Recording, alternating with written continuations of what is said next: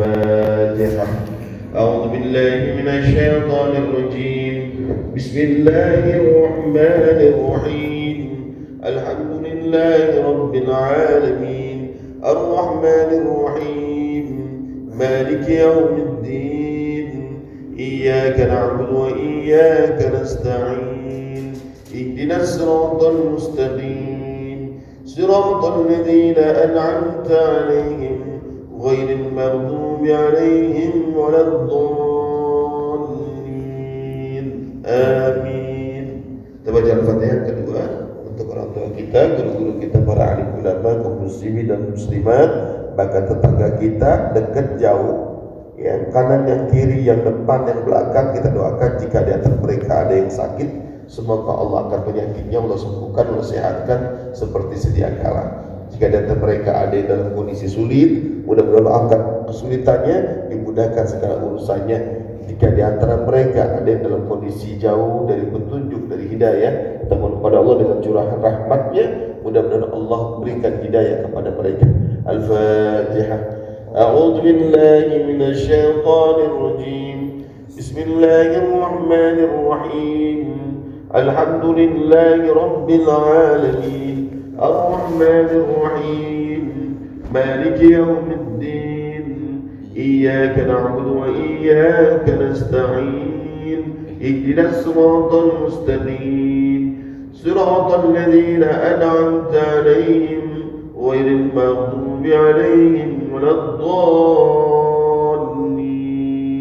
آمين. Yang terakhir, yang ketiga, kita mohon kepada semua jamaah yang hadir, mudah-mudahan bapak-bapak, ibu-ibu, jamaah semuanya, mudah-mudahan Allah anugerahkan umur yang barokah, Allah anugerahkan rezeki yang luas, yang halal, thayyibah, yang mubarakah.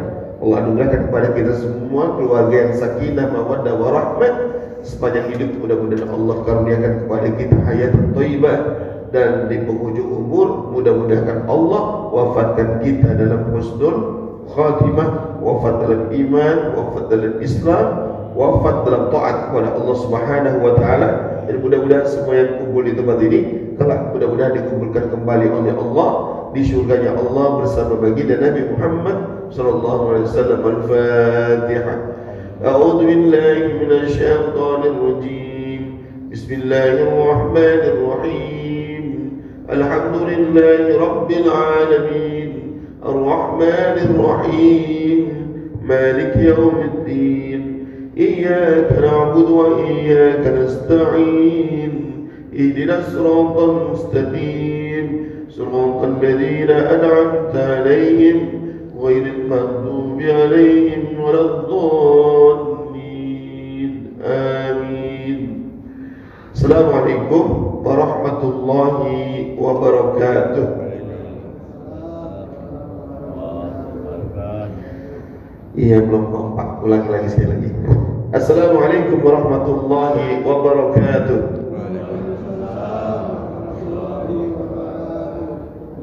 Innal hamdalillah nahmaduhu wa nasta'inuhu wa nastaghfiruh. Wa na'udzu billahi min shururi anfusina wa min sayyiati a'malina. May yahdihillahu fala mudilla lahu wa may yudlil fala hadiya lahu. أشهد أن لا إله إلا الله وحده لا شريك له وأشهد أن محمدا عبده ورسوله لا نبي بعده. اللهم صل وسلم وبارك على سيدنا وحبيبنا ومولانا محمد وعلى آله وصحبه وسلم أجمعين. أما بعد، فقال الله تعالى في الكتاب الكريم: الذين آمنوا وهاجروا وجاهدوا في سبيل الله بأموالهم وأنفسهم أعظم درجة عند الله وأولئك هم الفائزون. صدق الله العظيم. Bapak, Ibu, saudara sekalian jamaah salat subuh yang dimuliakan Allah Subhanahu wa taala, bersyukur pada Allah kita bisa berjumpa dan bisa melaksanakan salat subuh berjamaah. Mudah-mudahan salat subuh kita tadi diterima Allah Subhanahu wa taala. Dan setelah salat subuh kita melakukan giat yang namanya majelis ta'lim. Di mana majelis ta'lim ini merupakan kewajiban bagi kaum muslimin yang pertama dan yang utama. Ya. Karena tidak boleh kita ibadah tanpa ilmu. Karena itu ngaji jauh lebih wajib dari segalanya. Kita nggak bisa sholat tanpa ilmu, nggak bisa puasa tanpa ilmu. Ya, sehingga Allah Subhanahu wa taala mengatakan wala taqfu ma laysa laka bihi, enggak boleh kita melakukan sesuatu yang kita tidak ketahui ilmunya, gitu ya. Salam dan salam semoga tercurah pada junjungan kita Nabi Muhammad SAW, dan keluarganya, para sahabatnya, dan kepada seluruh umat yang istiqomah hingga akhir zaman. Mudah-mudahan kita termasuk orang-orang yang berada di dalamnya. Amin. Allahumma amin. Baik Bapak Ibu, ini kebetulan pertemuan pertama ya. Saya belum pernah datang memberikan kajian di sini, kecuali saya pernah numpang sholat di sini, pernah sekali ya. Karena kebetulan waktu saat sholat ya, masjid yang terdekat saya jumpai adalah Masjid Nurul Ikhlas. Alhamdulillah saya bisa mampir gitu ya. Dan kemudian dengan qadarullah, takdir Allah pertemukan pada kesempatan pagi hari ini ya. Dan kita berada di bulan Rajab, tepatnya kita berada di tanggal 16 Rajab, di tengah bulan Rajab ya. Saya perkenalkan sebelum masuk kajian, nama saya Nur Rahman Abu Hana ya. Saya tinggalnya nggak jauh dari sini, nyebrang sedikit Lubang Buaya, Jakarta Timur ya, nggak jauh ya.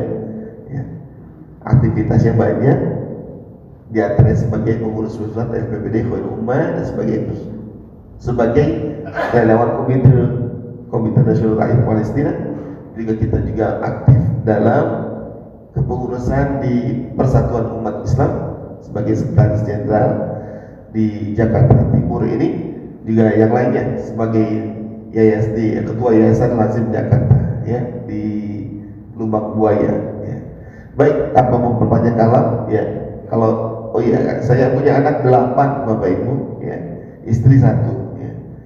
Anak 8, istri 1. Ucapkan alhamdulillah gitu. Bersyukur, la in syakartum la azidannakum. Kalau kita bersyukur, insya Allah ditambah apa ya? Rizkinya, nikmatnya ya, ditambah nikmatnya. Alhamdulillah, sekarang sudah masuk usia saya di 53 ya, 53 tahun. Walaupun aslinya 52 tahun. Saya lahir di Jakarta, tepatnya tanggal 22 Juni 1971. Lebih tepat lagi saya lahir di Jakarta Utara ya. Dulu Jakarta Utara sebenarnya, lahir di Jakarta Utara di daerah Sampur ya. Dan lahirnya di rumah, bukan di rumah sakit ya, di rumah, karena lahir sama dukun, bukan sama dokter ya. Zaman dulu begitu ya. Baik, kita awali sama-sama sebelum kita masuk kajian kita dengan doa bersama. Saya baca, kemudian diikuti bareng-barengnya. Bismillahirrahmanirrahim.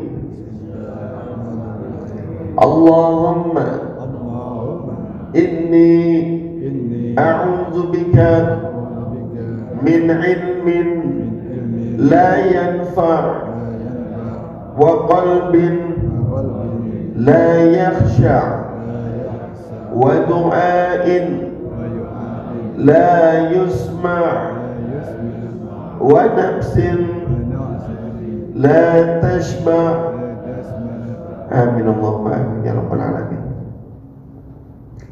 Ini doa langsung dari baginda Nabi Muhammad sallallahu alaihi wasallam. Ada dalam kitab Sunan An-Nasa'i di hadis yang ke-5375. Jadi subhanallah, kalau kita amalkan mudah-mudahan mustajab. Karena doa Nabi tanpa hijab. Beda dengan doa kita ya, bisa jadi dikabul, bisa jadi tidak, kan gitu. Nabi Muhammad doanya begini, subhanallah. Bahkan dalam kitab ini disebutkan summa yaqulu Allahumma inni a'udzu bika min haula'il arba'. Nabi sampai bilang, ya Allah, sesungguhnya aku selalu mohon kepadamu dari 4 hal ini. Minta kepada Allah perlindungan dari 4 hal ini. Yang pertama, Allahumma inni a'udzubika min ilmin la yanfa'. Wahai Allah, aku berlindung kepadamu dari ilmu yang tidak bermanfaat. Gitu. Kenapa begitu? Karena banyak orang yang punya ilmu bukan tambah tawadu, tambah sombong.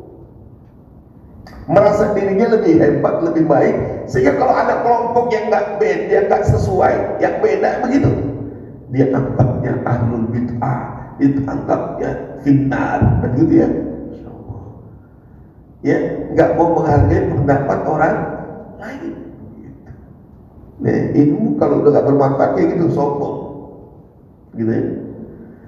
Harusnya orang yang berilmu itu seperti padi yang semakin tua dia semakin merunduk, semakin berisi, semakin merunduk, tawadu. Dan ilmu yang bermanfaat adalah ilmu yang menampilkan, mewujudkan amal soleh. Suara saya agak sorak, memang baru pulang kemarin ibadah umroh bareng ada jamaah juga yang hadir.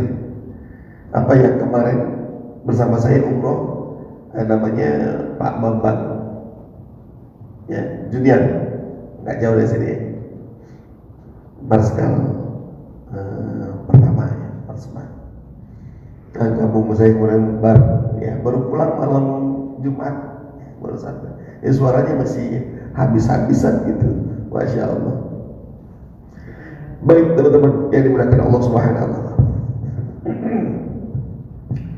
Jadi yang pertama, Nabi Muhammad SAW berlindung pada Allah dari ilmu yang tidak bermanfaat. Yang kedua apa?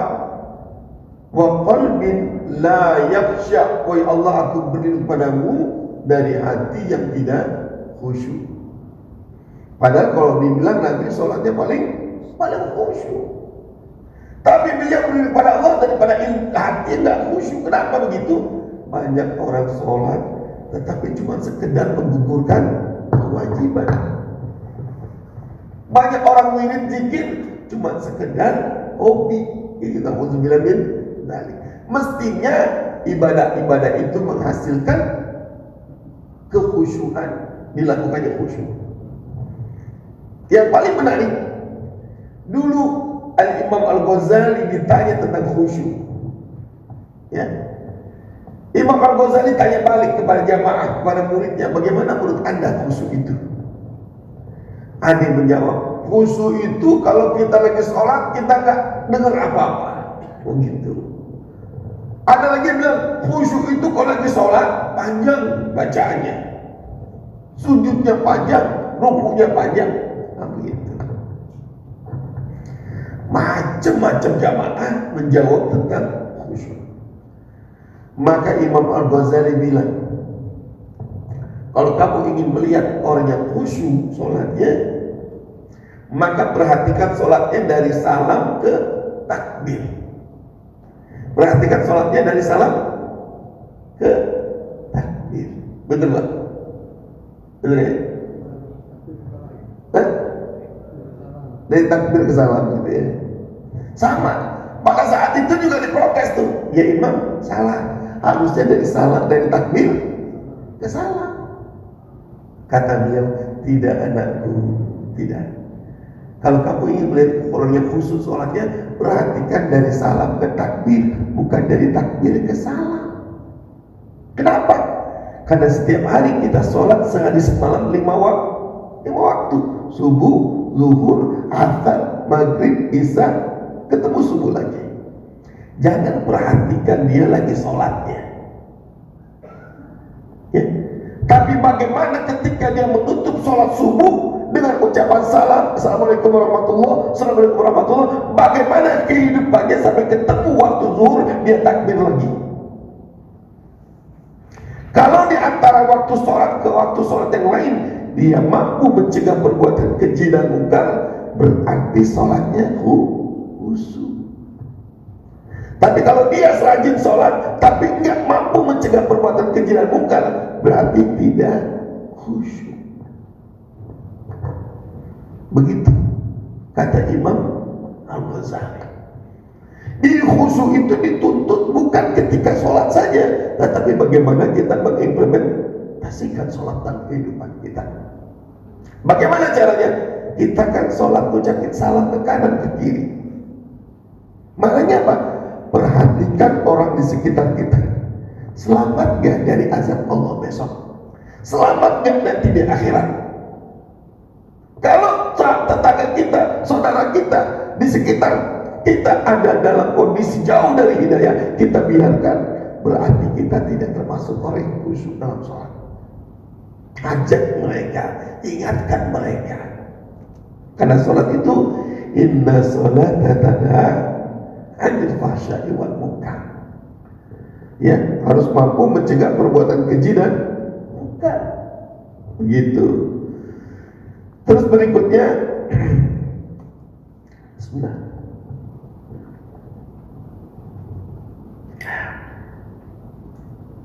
Nabi berlindung pada Allah, wa du'ain la yusma'.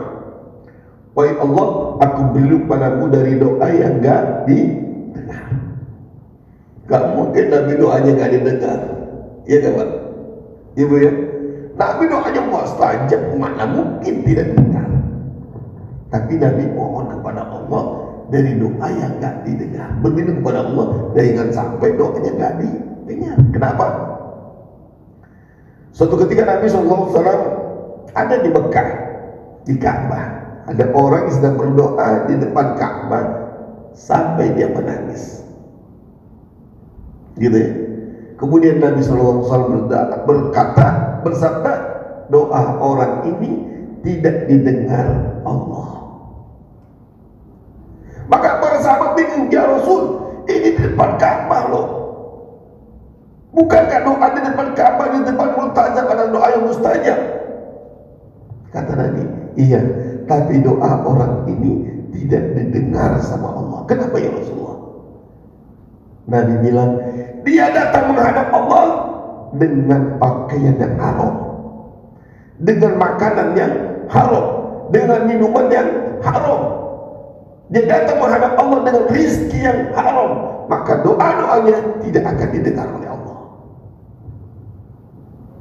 Jadi harus diperhatikan apa? Makanan minuman yang kita konsumsi harus benar-benar halal, termasuk mendapatkannya dengan cara yang halal. Maka Allah bilang, wa kulu mimma razaqakumullah halalan thayyiba. Makan dan minumlah dari rezeki yang Allah berikan kepadamu yang halal dan yang baik. Gitu. Jadi pastikan makan minum kita sudah halal. Ini air mineral ini mereknya Vika. Saya baru ketemu di sini, alhamdulillah. Tapi saya lihat label halalnya ada, alhamdulillah. Halal Majelis Ulama Indonesia ada di sini. Air bening kayak gini aja harus berlabel halal. Apalagi makanan yang disiap saji atau makanan kemasan, maka pastikan sudah berlabel halal kalau beli. Anak saya yang umurnya 7 tahun, 4 tahun, ya itu kalau masuk ke supermarket, dia pasti cari makan yang berlabel halal. Ini halal nih, ini halal nih, ini halal nih, beli. Ya gak halal, gak dibeli. Gitu. Maksudnya gak dihalal gimana? Gak ada label halalnya, gitu. Jadi pastikan, karena kalau makanan-makanan atau minuman-minuman yang dijual belikan ya sudah berlabel halal, berarti dia sudah lulus uji. Mulai dari raw material, bahan bakunya, prosesnya, sampai packagingnya, sampai distribusinya benar sesuai dengan syariat, maka dia berhak mendapatkan label halal. Begitu prosesnya panjang. Tadi Pak saya di Luang Buaya nanya ke saya, Pak Ustaz, kalau merokok boleh kan? Kalau merokok boleh nggak katanya? Ya namanya zaman pada merokok. Saya bilang boleh. Ya. Tapi kalau saya bilang nggak boleh, tak ngaji lagi, ya kan? Saya bilang boleh nggak sholat? Apa boleh itu merokok? Enak juga nih. Ini baru Ustaz klaim kita nih gitu. Dari dulu kita cari ustadz yang bisa, yang bolehin merokok ya gitu. Biar enak kita di ngajinya gitu. Waduh, iya boleh. Kenapa boleh? Karena nggak ada larangannya. Emang di Quran ada dilarang rokok? Ada. Di hadis ada nggak yang dilarang rokok? Nggak ada. Betul kan Pak? Jadi boleh rokok? Boleh. Gitu ya Bu ya. Tapi saya bilang, kalau nanti beli rokok, cari yang sudah berlabel halal. Gitu ya. Cari rokok yang sudah berlabel halal. Biar doanya jangan sampai nggak didengar, kan begitu. Setuju Pak? Setuju ya, ibu-ibu ya? Jadi kalau beli rokok nanti sudah berlabel halal gitu, insya Allah jadi enak kita ya. Doanya mudah-mudahan mustajab gitu ya. Masya Allah. Yang terakhir, wa nafsin la tasba, kita beri pada Allah dari nafsu yang tidak kenyang. Ini kalau habis subuh paling enak apaan nih? Habis sholat subuh paling enak apa? Tidur. Paling nikmat, apalagi nih ada turun hujan gini, rintik-rintik, sedap banget ya. Tidurnya enak deh. Ya. Tapi kita pilih nih ngaji. Kenapa? Karena ngaji ini pahalanya tidak ada duanya. Sama dengan orang yang berjuang di jalan Allah. Kita ngaji di tempat ini pahalanya lebih besar daripada orang yang sholat sunnah 1000 rakaat. Ngaji, makanya saya bela-belain orang capek-capek dari tanah suci, suaranya udah habis-habis begini, ya Allah, saya datang. Rumah saya juga agak jauh, dari jam 3 saya udah bangun untuk datang ke tempat ini. Ya, tidurnya udah 12:30 kurang lebih ya. Hampir jam 12:30 lah saya tidur malam, tanya malam. Terus, ya, kenapa? Karena kita datang mengaji itu ribuan malaikat penghuni langit dan bumi, ikan-ikan yang ada di lautan, semua beristighfar dan berselawat untuk orang yang hadir di majelis taklim. Luar biasa, pahalanya juga sangat besar. Ini luar biasa Bapak Ibu yang dimuliakan Allah SWT. Adapun ada orang yang gemar tidur subuh, ya, Nabi pernah mengatakan, kata Nabi apa? Naumus subuh turithul faqah. Naumus subuh turithul faqah.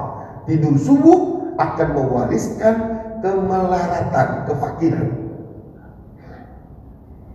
Ini serem banget ya. Jadi orang yang tidur subuh itu, kata Nabi, akan mewariskan kemelaratan, kefakiran. Naumus subuh turithul faqah. Itu jamaah saya protes, Pak Ustadz, itu tetangga kita gak pernah sholat subuh, tidur mulu, subuh kaya aja deh, gak fakir. Nih hadis kayaknya kurang soeh nih gitu. Dia pertanyakan hadisnya. Oke, kalau kamu pikir kekayaan itu selalu harta, enggak juga. Belakangan dokter menganalisa tidur subuh, gitu ya. Dokter-dokter itu menganalisa orang yang tidur subuh itu mengoptimalisasi zat gula dalam tubuhnya. Artinya kalau kita tidur subuh akan produksi gula dalam tubuh makin besar, biar akan terjangkit penyakit diabetes. Maka sebaiknya jangan tidur subuh, gitu. Hindari tidur subuh gitu. Karena orang yang tidur subuh itu kecenderungannya gampang terkena penyakit. Kalau udah kena diabetes, kemana aja tuh, merembet kemana-mana ya. Baik, ini doa sebagai pembukaan taklim kita ya. Sedangkan tema yang akan kita bahas adalah keistimewaan bulan haram ya. Bulan haram di antaranya adalah bulan Rajab ya. Baik, Bapak Ibu yang dimuliakan Allah Subhanahu wa taala, di dalam Al-Qur'an surah At-Taubah ayat ke-36 Allah menyebut bulan haram. Bukan bulan itu semuanya sama, enggak. Bulan haram berarti apa? Bulan suci, seperti Masjidil Haram, masjid yang disucikan. Ya. Bulan suci ini ada berapa? Kita lihat dalam Al-Quran. Kelihatan nggak bapak-bapak ibu-ibu? Jauh, nggak kelihatan ya? Kurang besar tulisannya ya. Jadi emang nggak nampak kalau dari jauh. Saya baca ya. A'udzu billahi minasy syaithanir rajim. Inna 'iddatash syuhuri 'indallahi 12 syahran fi kitabillah yawma khalaqas samawati wal arda minha arba'atun hurum dzalika ad-dinul qayyim fala tadhlimu fihinna anfusakum وقاتلوا المشركين كافة كما يقاتلونكم كافة واعلموا أن الله مع المتقين.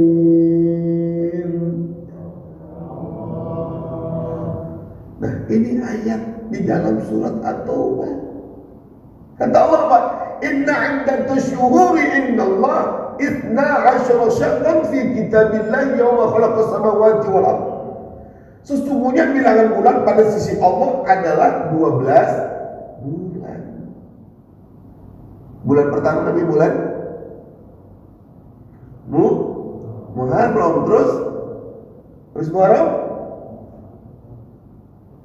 Muharram Safar, habis Safar Rabiul Awal, Rabiul Akhir, terus Jumadil Awal, terus Jumadil Akhir, terus Rajab, Sya'ban, Ramadan, Syawal, Dzulqa'dah, Dzulhijjah ya.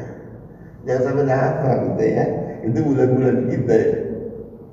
Adapun bulan Masehi juga sama, jumlahnya ada 12. Nama-nama bulan itu, Bapak Ibu yang dimuliakan Allah SWT, sudah Allah tetapkan ketika Allah menciptakan langit dan bumi. Jadi ketika Allah menciptakan langit dan bumi, nama-nama bulan itu sudah Allah bilang. Kalau Allah bikin, memang sampai bikin nama bulan itu Allah. Ya, nggak ada yang karang tuh nama-nama bulan, nggak ada. Ini karangan siapa? Nggak ada. Ini usulan siapa? Nggak ada. Dari dulu, sejak manusia pertama lahir, udah ada bulan-bulan nama bulan. Subhanallah, luar biasa ya. Kalau kita runut cari ke Google nih, siapa sih kasih nama bulan-bulan? Gak ada, udah ada dari dulu. Ya, Allahu Akbar. Subhanallah, luar biasa. Kemudian kata Allah SWT, minha arba'atun hurum. Di dalam 12 bulan itu ada 4 bulan disebut bulan suci, bulan haram. Apa aja bulan suci itu? Yang pertama, bulan apa Bu? Bulan suci Bu? Bulan suci yang pertama apa? Muharram. Bulan suci kedua? Rajab. Bulan suci ketiga?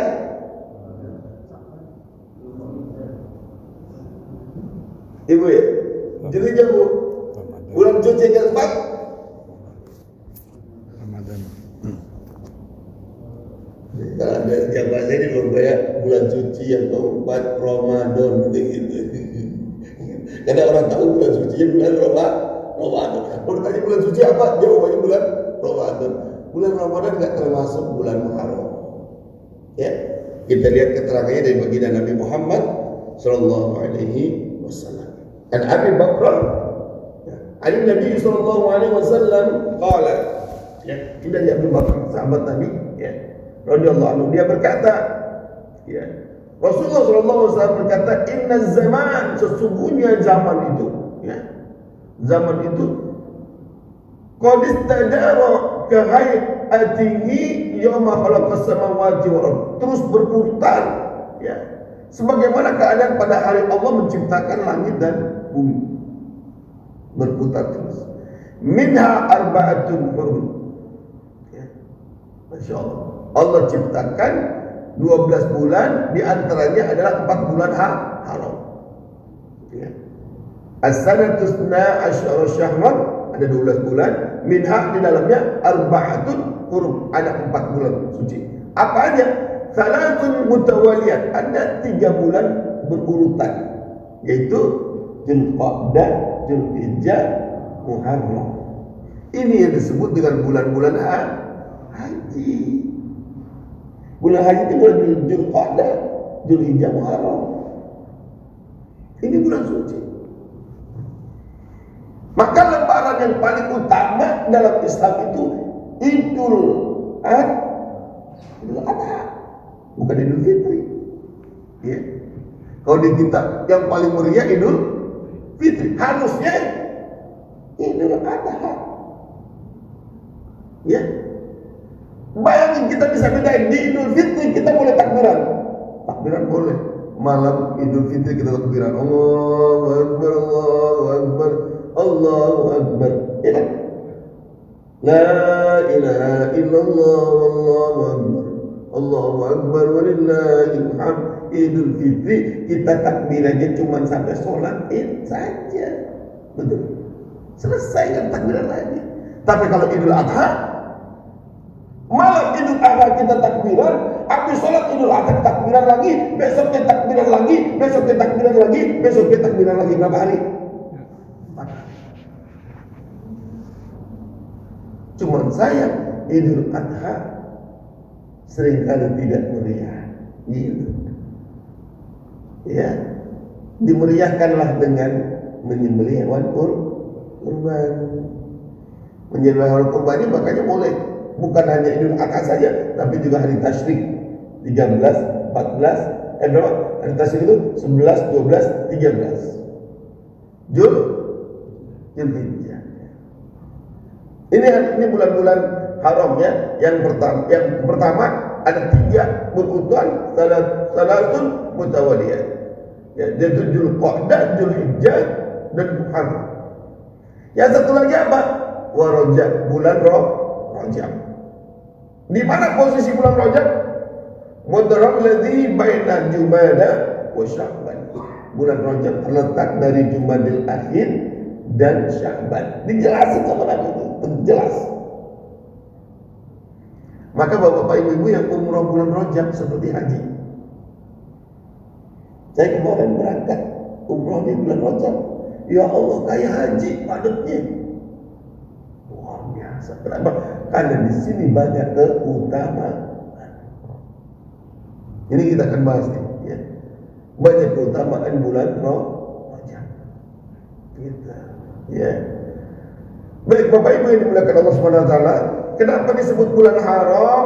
Karena bulan ini bulan yang memang kita dilarang untuk berperang. 4 bulan itu sebenarnya kita nggak boleh perang. Ya, apakah bulan Dzulqa'dah, Dzulhijjah, Muharram ataupun bulan Rajab, jangan perang. Allah melarang kita jangan berperang di bulan-bulan haram. Ya.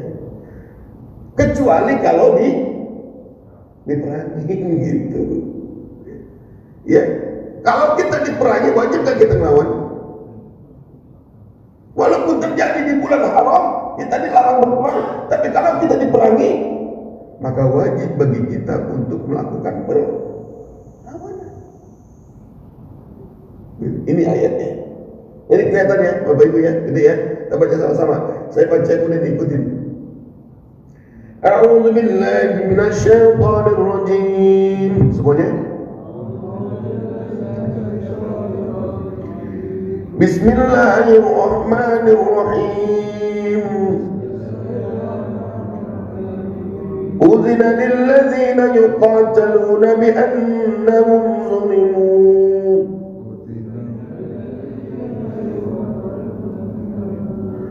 Wa inna Allaha 'ala nasrihim laqadir.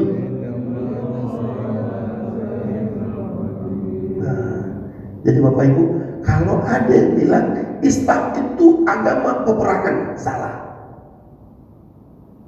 Islam itu agama teroris, salah. Islam tidak pernah mengajarkan berperang kecuali kalau diperangi. Makanya Nabi pernah bilang, seorang mukmin itu ibarat lebah. Lebah, kalau dia menghinggap di ranting yang kering sekalipun yang rapuh, nggak akan rusak. Artinya apa? Orang Islam, kalau kita berada di tempat kumuh, di tempat buruk, buruk sekalipun kita nggak akan pernah menjadi perusak. Apalagi tempat yang baik. Itu lebah. Lebah di antara sifatnya, kalau dia makan selektif, nggak mau makan sembarangan. Dia makan dari bunga itu, yang dimakan adalah saripatinya, selektif, yang halal dan thayyiban. Itu lebah. Di antara sifat lebah, kalau diganggu sampai kapanpun kita kejar, kan gitu kan? Sampai dia bersembunyi di air, ditungguin sama lebah. Sampai dia keluar, ya kan? Betul kan? Udah pernah? Nggak pernah ya? Kalau ada sarang lebah kita timbuk gitu kan, itu mesti dia ngamuk dia, ya, luar biasa. Dasar kita akan dikejar-kejar kemanapun. Nabi bilang, jadilah mukmin seperti lebah. Dia tidak merusak, tidak bikin onar, tapi kalau diserang, dilawan. Ini ayatnya. Udina lil ladzina yuqataluna bi annahum zulimu. Telah diizinkan berperang bagi orang-orang yang diperangi. Sekarang ada yang terjadi perang di mana? Di Palestina. Bagaimana dengan mereka? Hamas dituduh teroris, betul kan? Sampai sekarang Hamas betul. Kenapa? Karena melakukan penyerangan, terutama tanggal 7 Oktober kemarin ya, itu sampai 5.000 apa itu roket ya, luar biasa, masya Allah. Lalu orang bilang dia teroris. Sebenarnya yang diperangin itu Zionis Israel atau Palestina? Negeri kita pernah dijajah Belanda berapa tahun? 350 tahun. Terus kita ngelawan nggak? Kita usir nggak Belanda? Kita usir. Siapa yang mengusir? Pangeran Diponegoro. Siapa lagi? Cut Nyadim. Siapa lagi? Sisingamangaraja. Siapa lagi? Pattimura. Siapa lagi? Jenderal Sudirman. Betul nggak? Mereka yang mengusir penjajah Belanda. Ngusirnya pakai baik-baik apa pakai perang? Nanti perang. Apakah pahlawan kita itu boleh kita bilang teroris? Boleh?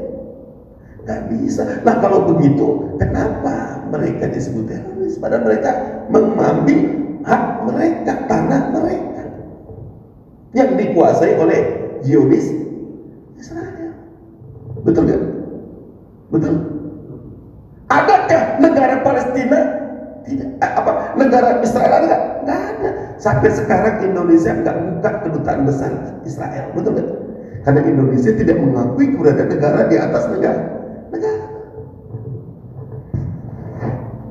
Nah kita harus pahami Bapak Ibu ya, jangan ikut-ikutan berita-berita yang menyudutkan sesama muslim. Padahal mereka adalah membela diri, mereka ingin mengambil hak mereka, ingin mengusir Zionis dari tanah mereka. Dulu nggak ada Israel, mereka datang numpang, imigran datang ke Palestina. Ya.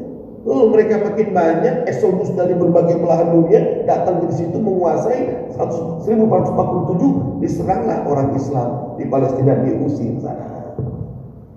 Tapi sekarang negara Palestina sisa 20% saja, itu di Gaza dan di tepi barat, itu doang.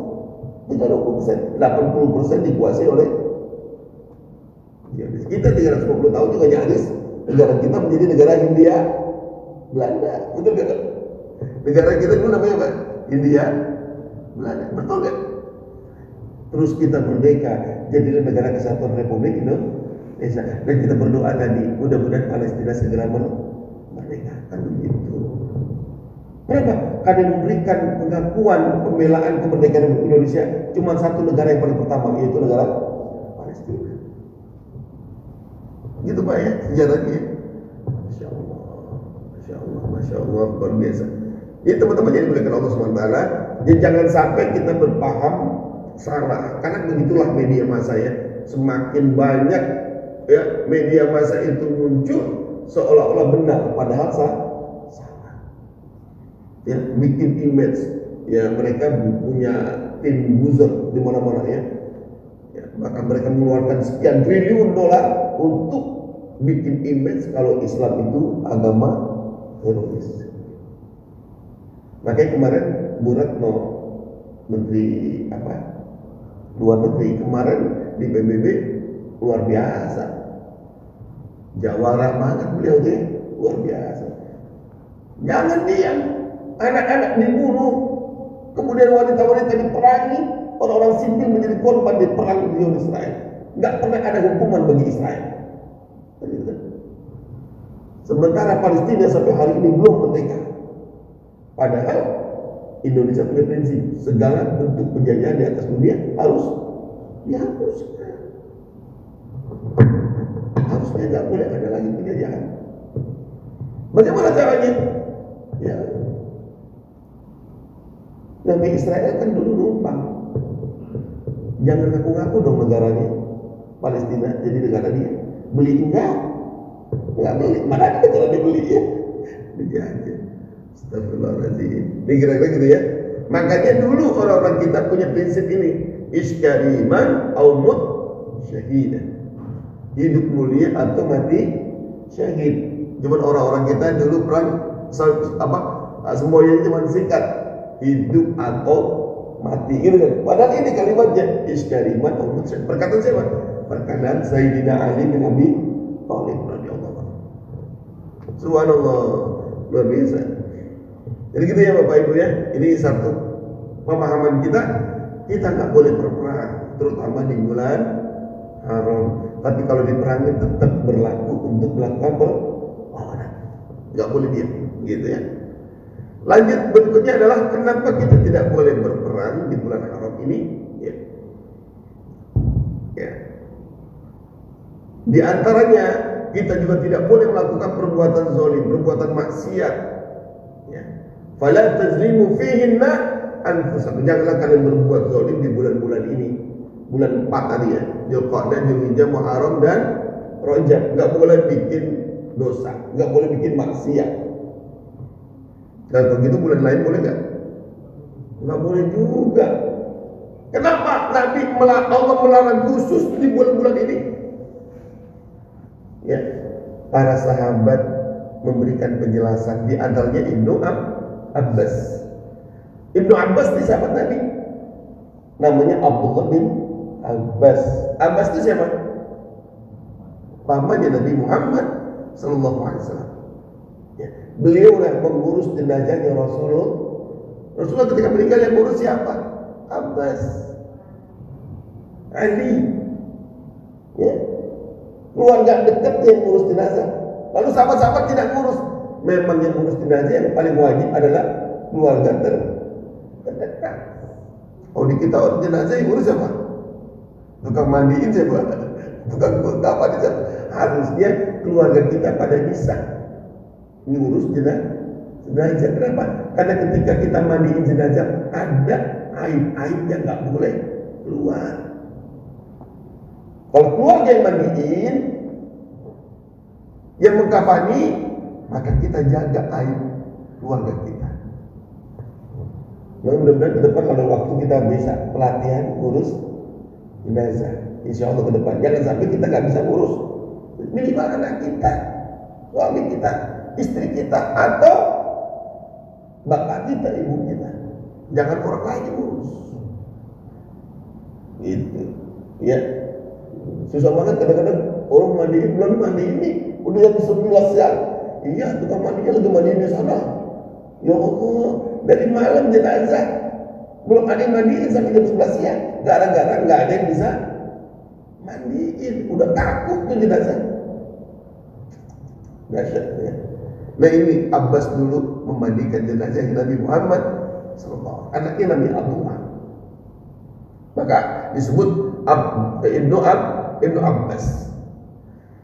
Ya, Ibnu Abbas radhiyallahu anhu berkata, "Fa'jalahunna hurumat wa 'azzama hurmatihinna wa ja'ala dzamba fihinna a'zam wal 'amal salih wal ajra fihinna a'zam.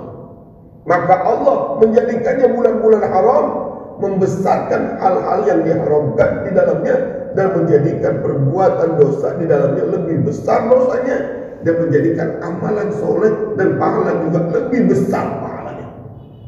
Tahu nggak kira-kira Bapak Ibu? Kalau kita berbuat dosa di bulan haram, dosanya dilipat gandakan. Namun cuma di bulan haram. Kalau kita berbuat dosa di bulan Ramadan sekalipun, bulan suci Ramadan, kita berbuat dosa tetap satu dibalas satu, dua dibalas dua.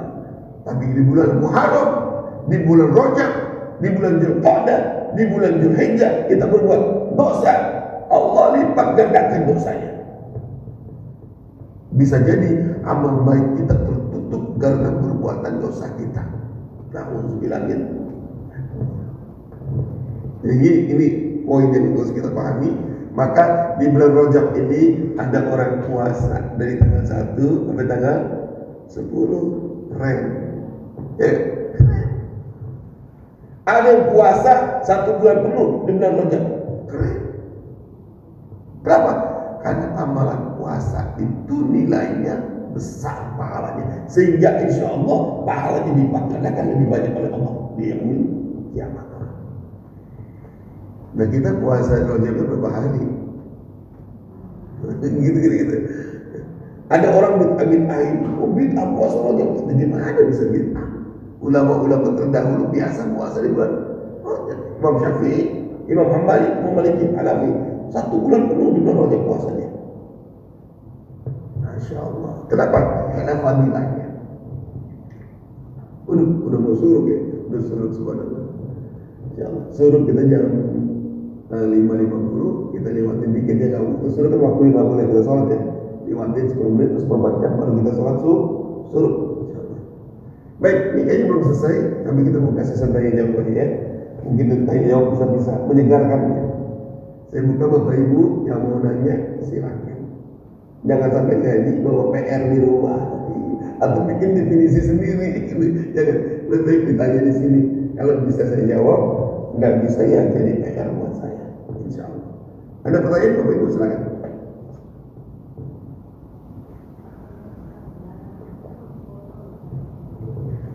Silakan, ada yang mau bertanya dari bapak-bapak atau ibu-ibu, silakan. Gimana Bu? Udah semua Ibu ya? Alhamdulillah. Ada pertanyaan bapak-bapak ya? Sampai sini.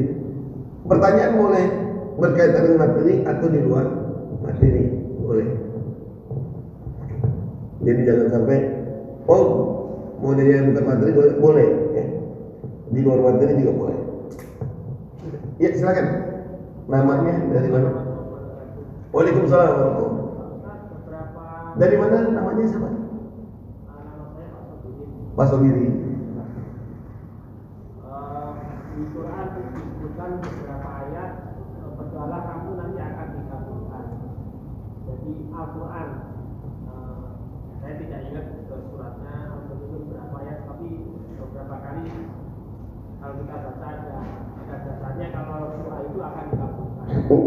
Nah, yang tadi disebutkan di situ doa yang tidak diterima, apakah dikabulkan tidak diterima itu beda definisi.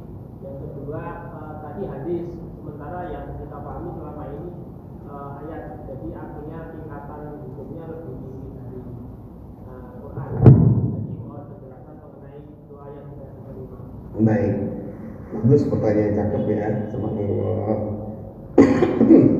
Ada lagi yang lain? Satu pertanyaan biar jawab sekalian. Ibu-ibu, ini Pak Dita harus nyiapin ini kayak hadiah nih buat yang nanya. Cukup satu aja ya. Baik, bismillahirrahmanirrahim. Alhamdulillah wassalatu wassalamu ala rasulillah Sayyidina Muhammadin wa ala alihi wa sahbihi wa sallim ajma'in, amma ba'd. Bapak Ibu yang dimuliakan Allah Subhanahu wa taala, dalam Al-Qur'an memang disebut di antaranya Surat apa? Al-Baqarah ayat ke-186. Allah berfirman, A'udzu billahi minasy syaithanir rajim. Wa idza sa'alaka 'ibadi 'anni fa inni qarib. Ujibu da'watad da'i idza da'an. Falyastajibu li wal yu'minu bi la'allahum yarshudun. Itu ada dalam surat Al-Baqarah surat kedua ayat 156, ya. Banyak ayat-ayat, banyak, ada beberapa ayat yang menyebutkan uji ya Pak. Istujib apa? Mintalah kamu kepadaku, maka aku akan mengabulkannya. Tapi ingat, ini ayat kan enggak cuma aku berdoa akan dikabulkan. Lihat kalimatnya. Wa idza sa'alaka 'ibadi 'anni fa inni qarib. Apabila hamba-hambaku bertanya kepadamu tentang aku, maka katakanlah Allah itu dekat. Jadi kalau ada Allah di mana? Jawabnya Allah dekat. Kalau Allah di mana? Oh, di langit kejauhan. Itu kan jauh, yang dekat. Kita kan dekat. Allah itu dekat. Ujibu da'wat da'i idza da'a. Dan mohon siapapun yang memohon kepadaku, ya, dia mohon kepadaku, dia Allah akan mengabulkannya. Ujibu da'wat da'i idza da'a. Allah akan mengabulkannya. Syaratnya ada. Apa syaratnya? Falyastajibu li wal yu'minu bi la'allahum yarshudun. Yang pertama, kita jalani apa yang Allah mau. Ya. Perintah Allah, larangan Allah, kita perhatiin. Perintahnya kita kerjakan, larangannya kita tinggalkan. Di antaranya makanan minuman haram boleh? Nggak boleh.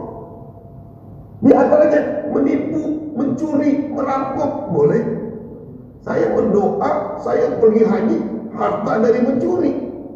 Bagaimana mau diterima doanya? Hajinya pun tidak diterima karena uang yang hasil curian, harta orang lain. Gitu. Ya.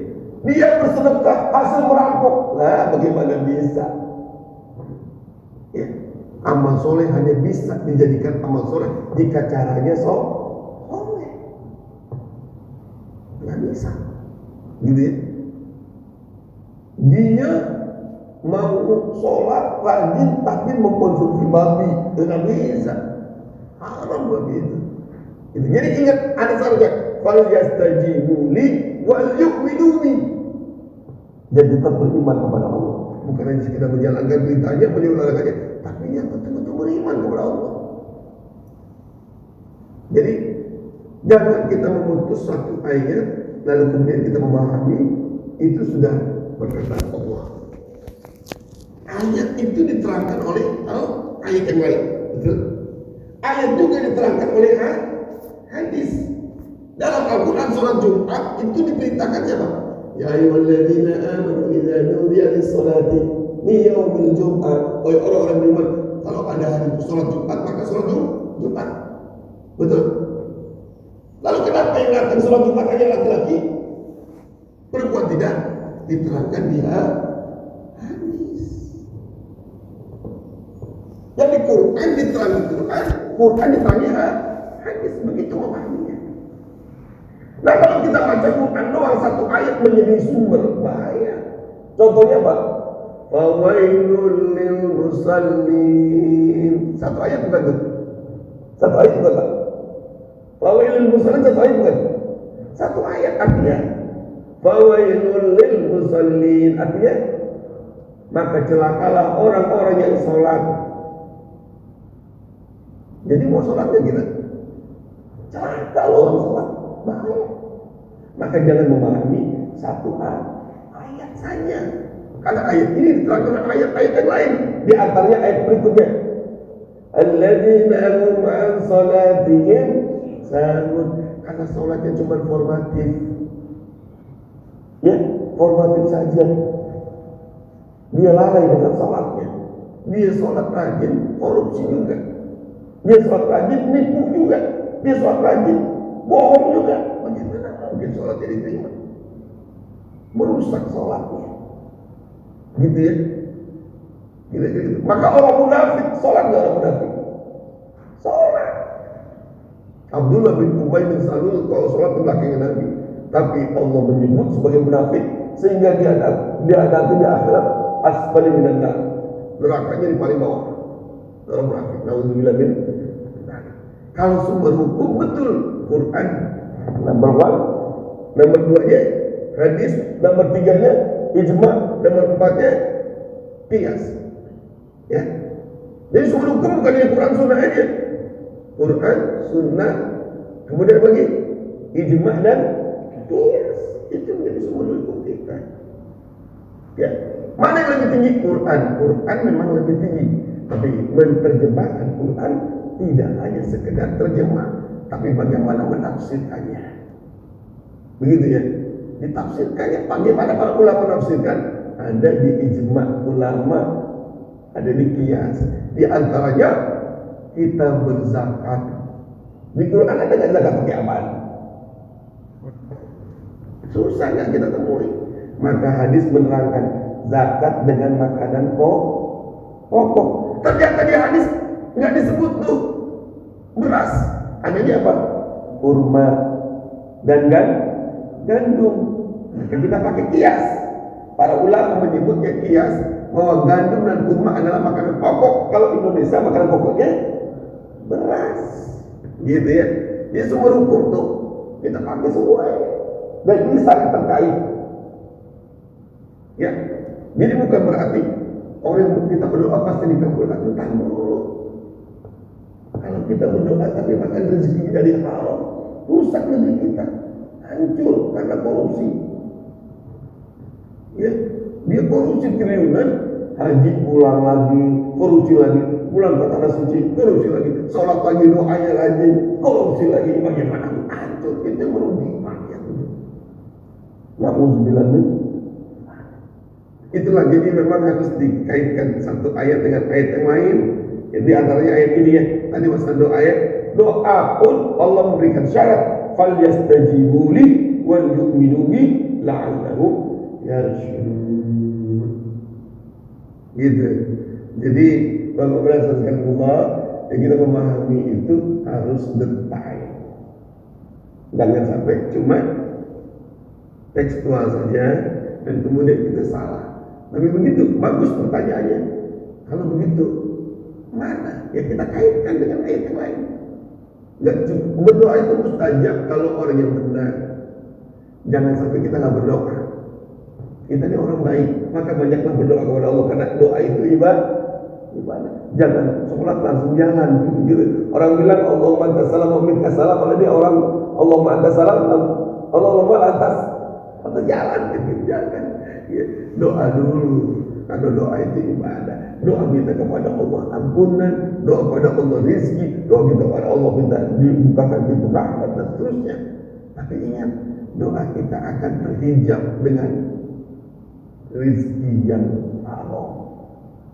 Kecuali kalau kita meninggalkan haram itu lalu kita bertobat. Saya gak akan lagi makan itu, saya gak lagi berbuat itu, maka saya bertobat. Maka insya Allah tobat jadi kabulkan. Itu namanya tobat nasuha. Para koruptor tobat di penjara, alhamdulillah, maka hartanya diserahkan buat rakyat. Kenapa? Karena hartanya milik lah, serahkan ke negara. Maka ada istilah kalau koruptor itu wajib dimiskinkan. Ada yang bilang gitu deh. Ada yang gitu. Kalau koruptor itu wajib dimiskinkan, kenapa? Karena hartanya harta negara, harta rakyat harus dibalikkan. Bisa jadi hartanya minus. Dulu korupsinya 1 triliun, pas di audit di penjara uangnya tinggal 100 miliar. Berarti minus kalau diambil kasih kurang kan? Itulah miskin namanya.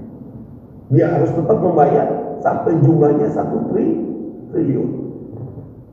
Baru 100 miliar, berarti masih kurang lagi nih. Mana uangnya? Habis. Nah, berarti di penjara dia. Gitu kan? Ya, asetnya dijual, asetnya diambil, gitu. Sehingga insya Allah orang yang korup akan jerak, gitu. Kalau kita kan nggak ada yang jerak ya, maling tetap maling, koruptor tetap koruptor. Kenapa? Karena ada hukuman yang bikin dia jerak. Jelas ya? Insyaallah, alhamdulillah. Cukup ya, Bapak Ibu ya? Mudah-mudahan ini pertemuan pertama, belum masuk materi utamanya, belum masuk ya.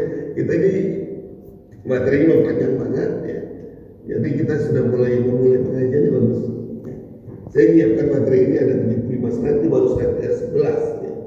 Ini banyak ya. Kalau ngaji kan nggak boleh selesai sekali ya.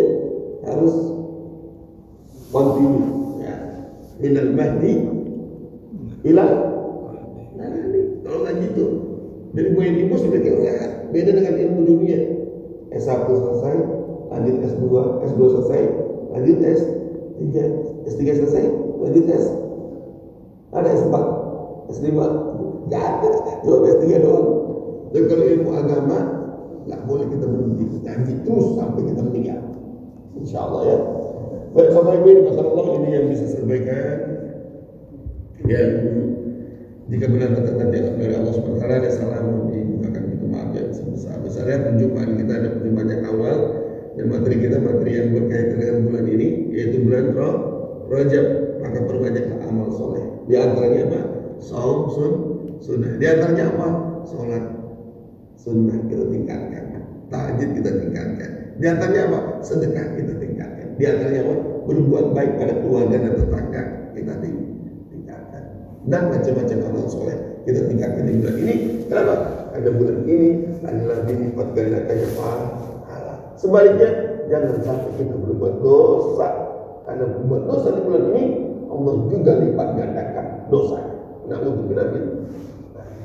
Semoga Allah pelihara kita semua. Al-Fatihah.